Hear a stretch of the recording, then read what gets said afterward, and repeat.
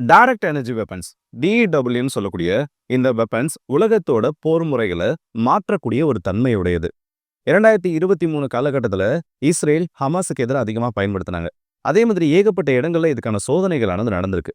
ஆனா இப்போ வந்திருக்கக்கூடிய ஒரு முக்கியமான செய்தி என்னன்னா, வெனிசுலாவோட அதிபர் மடுரோ அவர்களை அமெரிக்க சிறப்பு படை உள்ள நுழைஞ்சு தூக்குனப்போ இதே டைரக்ட் எனர்ஜி வெப்பன்ஸை பயன்படுத்தினதா ஒரு செய்தியானது இருக்கு. அண்ட் அது சம்பந்தப்பட்ட சில ஆதாரங்களும் கிடைச்சது. இந்த மாதிரி பெரிய ஒரு சத்தமானது கேட்டுச்சு, ஆனா என்ன விதமான வெடிப்பு ஏற்படல. உடனடியா எங்களோட பாதுகாப்பு படை வீரர்கள், அதாவது மடுரோ அவர்களோட காட்ஸா இருந்த நபர்கள் மூக்குலலாம் இருந்து ரத்தம் வழிய ஆரம்பிச்சது. இந்த மாதிரி ஏகப்பட்ட செய்திகளை அங்க இருந்தவங்களே, பாதுகாப்பு பணியில இருந்தவங்களே அதுக்கப்புறம் நிறைய பத்திரிகைகளுக்கு கொடுத்த ஒரு செய்தியில பேசியிருந்தாங்க. இப்போ அந்த ஒரு இடத்துல இருந்த ஃபோர்ட், அமெரிக்காவோட ரொம்ப முக்கியமா இருக்கக்கூடிய ஒரு விமானம் தாங்கி கப்பல், அது ஈரானை நோக்கி வரப்போ அதே மாதிரி ஒரு ஸ்ட்ரைக்கை ஈரானின் மீது அமெரிக்காவில் ரிப்பீட் பண்ண முடியுமான்ற ஒரு சந்தேகமும் இந்த இடத்துல எழுந்திருக்கு. ஸோ இந்த பதிவில் நம்ம என்ன பண்ண போறோம்னா, டைரக்ட் எனர்ஜி வெப்பன்ஸ்னா என்ன, அமெரிக்கா இதுக்கு முன்னாடி அதை எந்த இடத்துலலாம் ட்ரை பண்ணியிருக்காங்க, இதோட விளைவுகள் என்னவா இருக்கும், இது எல்லாத்தையும் கொஞ்சம் தெளிவாக பார்க்க போறோம். ஸோ வாங்க வீடியோக்குள்ள போயிடலாம். நான் உங்களுக்கு இது தான் புக்ஷோரன் டிபி ட்ரெண்டிங்ஸ்.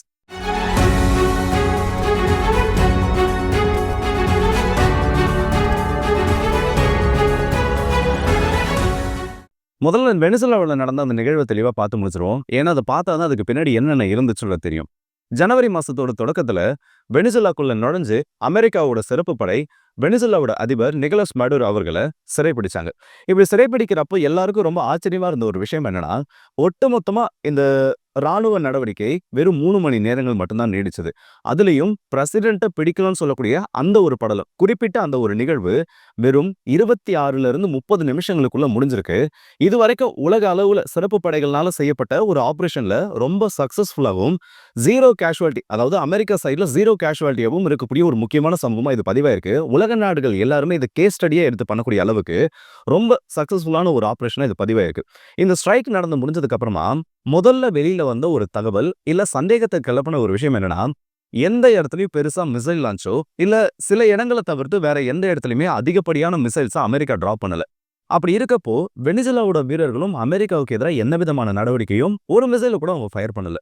நம்மளோட வீடியோல நம்ம சொல்லியிருப்போம், வெனிசுலாவோட சோல்ஜர்ஸ் அந்த இடத்துல சண்டை போட மறுத்துட்டாங்க. அவங்க அமெரிக்காவுக்கு எதிராக எந்த விதமான ரெசிஸ்டன்ஸையும் காமிக்கலன்னு.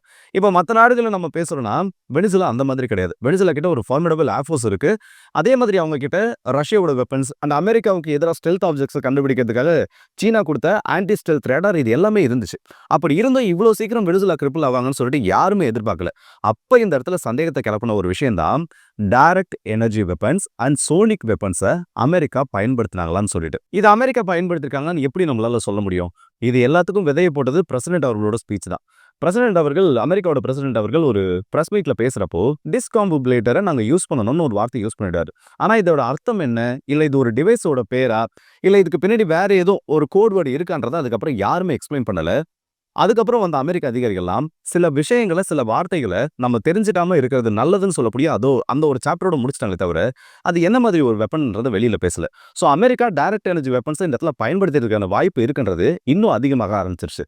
இதை உறுதிப்படுத்தினது எப்போனா, நியூயார்க் டைம்ஸ் மடுரோ அவர்களோட பாதுகாப்பு படை அதிகாரியா இருந்த ஒரு நபரை இன்டர்வியூ எடுக்கிறாங்க. இந்த இன்டர்வியூல அவர் சொன்ன விஷயம் இல்ல அவர் கூட இருந்த அது சம்பந்தப்பட்ட செய்திகள் இது எல்லாத்தையுமே உறுதிப்படுத்துச்சு. கரெக்டா நள்ளிரவு நேரத்துல ரொம்ப பெரிய ஒரு எக்ஸ்ப்ளோஷன் ஆனது எங்களுக்கு பக்கத்துல கேட்டுச்சு.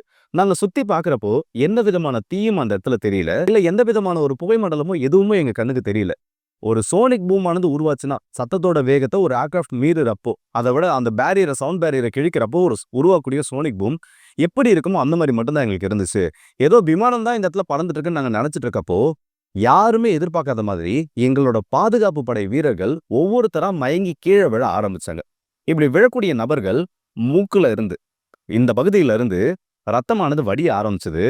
அதுல இருந்து மீண்டெழுந்த நபர்கள் சரி ஓகே அவங்க ரெஃப்ரெஷ் ஆகலாம்னு நினைக்கிறப்போ சொல்ல முடியாத ஒரு தலைவலி, கிட்டத்தட்ட தன்னிலை மறந்த ஒரு நிலைமையில இருந்தாங்க. ஒருத்தவங்க ஹேங் ஓவர்ல இருந்தா எப்படி இருப்பாங்களோ அதே மாதிரி ஒரு நிலைமையில இருந்தாங்க. அட் அ டைம்ல ஒரு 40ல இருந்து 50 நபர்கள் இதே மாதிரி ஒரு விஷயத்தை எக்ஸ்பீரியன்ஸ் பண்ணோம். இது ரொம்ப ஸ்ட்ரேஞ்சா இருந்துச்சு. அப்புறம் தான் எங்களுக்கு ஒரு விஷயம் தெரிஞ்சது. நாங்க கேட்டது ஜஸ்ட் ஒரு வெடிப்பு மட்டும் கிடையாது. டைரக்ட் எனர்ஜி வெப்பனை அமெரிக்கா எங்க மேல யூஸ் பண்ணியிருக்காங்க. இதோட விளைவா அங்க இருக்கக்கூடிய யாருக்குமே என்ன நடந்ததுன்னு தெரியல. சைக்காலஜிக்கலி அவங்க ட்விஸ்ட் பண்ணப்பட்டுட்டாங்க. அவங்களுக்கு என்ன நடக்குது ஏதுன்னு தெரியறதுக்குள்ள இது எல்லாமே நடந்து முடிஞ்சிருச்சுன்னு ஒரு வார்த்தை சொன்னாரு. இவர் இதை பேசுனதுக்கு அப்புறமா ஏகப்பட்ட ஸ்டடிஸ் இது ரிலேட்டடா நடத்தப்பட்டுச்சு. அதுல இருக்கக்கூடிய ஒரு குறிப்பிட்ட பகுதி தான் இந்த டைரக்ட் எனர்ஜி வெப்பன்ஸோட யூசேஜ்ன்றது. ஆக்சுவலா இந்த டைரக்ட் எனர்ஜி வெப்பன்ஸ்னா என்ன? இப்ப நடந்த ஸ்டோரியை நம்ம பார்த்துட்டோம். டைரக்ட் எனர்ஜி வெப்பன்ஸ்ல ஏகப்பட்ட வகைகளானது இருக்கு. மோஸ்டா பார்த்தோன்னா கைனெடிக் அண்ட் நான் கைனெடிக். கைனெடிக்னு இந்த இடத்துல சொல்லக்கூடியது டைரக்டா எனர்ஜி பீம்ஸை உருவாக்குறது. அதிகப்படியான எனர்ஜியை பாஸ் பண்ணி இந்த லேசர் வெப்பன்ஸ்னு சொல்லுவோம்ல. இப்போ இஸ்ரேலோட அயன் பீம், நம்ம காலி ப்ராஜெக்ட்ல ஒர்க் பண்ணிட்டு இருக்கோம். ரஷ்யா கிட்ட, அமெரிக்கா கிட்ட அந்த மாதிரி ஒவ்வொரு நாடுகள் கிட்ட இந்த ப்ராஜெக்ட் ஆனது இருக்கு. அதிகப்படியான லேசர் பீம்ஸை வெளியில அனுப்பி எதிரிகளோட ஏவுகணைகளை அழிக்கிறது, இல்ல எதிரிகளோட ஆப்ஜெக்ட்ஸ் அழிக்கிறது. இன்னொரு டைப் என்னன்னு பார்த்தோன்னா மைக்ரோவேவ்ஸ். ஹை பவர்ஃபுல் மைக்ரோவேவ்ஸை கிரியேட் பண்ணி சைக்காலஜிக்கலா ஒருத்தனை அடி வாங்க வைக்கிறது. கிட்டத்தட்ட நம்ம இந்த ஜாமிங் சொல்லுவோம்ல, எலக்ட்ரானிக் ஜாமிங் இல்ல எலக்ட்ரோ ஸ்பூஃபிங்னு சொல்லிட்டு, அதே மாதிரி ஒரு கான்செப்ட்ல எதிரிகளோட இண்டஸ்ட்ரியல் சைட்ஸ் மேலேயும் இல்லை எலக்ட்ரானிக் ஆப்ஜெக்ட்ஸ் மேலேயும் பயன்படுத்த வேண்டியதை மனிதர்கள் பக்கம் திருப்புறது. இது இயந்திரங்களுக்கு எதிராக எவ்வளவு பெரிய ஒரு பாதிப்பை கொடுக்குமோ அதை விட பல 100 மடங்கு பாதிப்பை மனிதர்களுக்கு கொடுக்கும். ஸோ கண்ணுக்கு தெரியாம வீசும் காத்துல விஷம் பரவுதுன்னு சொல்ற மாதிரி நம்ம நார்மலா நின்றுட்டு இருக்கப்போ நம்மளையே அறியாம அந்த வேவ்ஸ் எமிட் ஆகக்கூடிய மைக்ரோவேவ்ஸ், ஹை பவர்ஃபுல் மைக்ரோவேவ்ஸ்ன்றது நம்மளோட உடலை பாதிப்படை செய்ய வைக்கும். அதனால தான் இந்த தலை சுத்தல், வாந்தி இது மாதிரி, அதாவது நீங்க ஸ்டேபிளா இருக்க மாட்டீங்க. உங்களுக்கு உடம்பு சரியில்லைனா என்ன பிரச்சனையோ இது எல்லாத்தையுமே ட்ரிகர் பண்ணி விட்டுரும். உங்களோட உடம்புல இருக்கக்கூடிய உங்க உடம்புல இருக்கக்கூடிய எதிர்ப்பு சக்தி, உங்க உடம்புல இருக்கக்கூடிய அந்த எதிர்ப்பு மண்டலமானது இது எல்லாத்தையும் ட்ரிகர் பண்ணி விட்டுரும். நீங்க இதுக்கு எக்ஸ்போஸ் ஆனாலே. அதுதான் மடுரோ அவர்களை கேப்சர் பண்றதுக்கு அமெரிக்கா இந்த இடத்துல யூஸ் பண்ணியிருக்காங்க.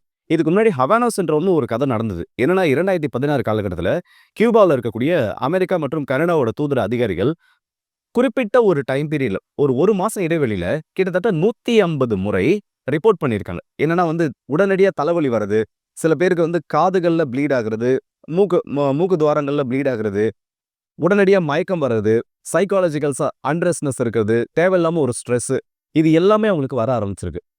அமெரிக்காவோட உளவுத்துறையெல்லாம் உள்ள போயிட்டு ஏகப்பட்ட விசாரணை நடத்துறாங்க. அவங்களால எந்த ஒரு எவிடன்ஸையும் நேரத்தை கிரியேட் பண்ண முடியல. 2023 தான் ஃபைனலா ஒரு விஷயம் வெளியில தெரிய வருது.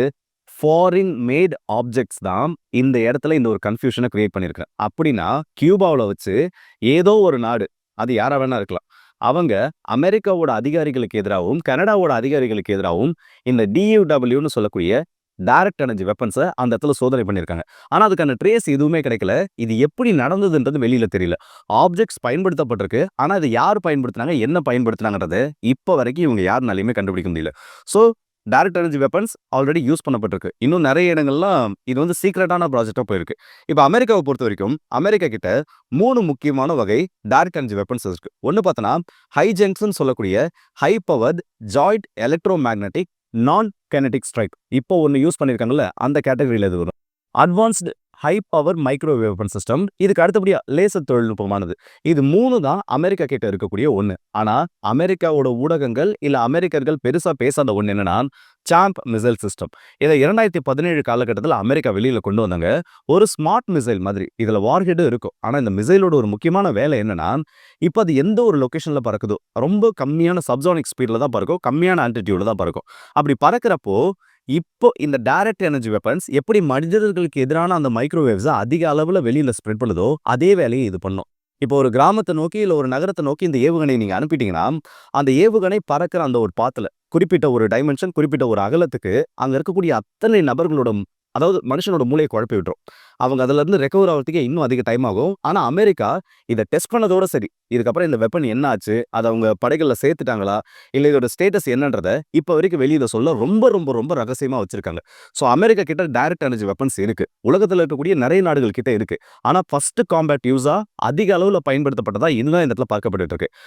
இதுக்கு முன்னாடி ஏஐ எல்லாம் யூஸ் பண்ணிருக்காங்க. கல்ஃப் வார் டைம்லயே ஏஐ அமெரிக்கா யூஸ் பண்ணதா ரிப்போர்ட்ஸ் இருக்கு.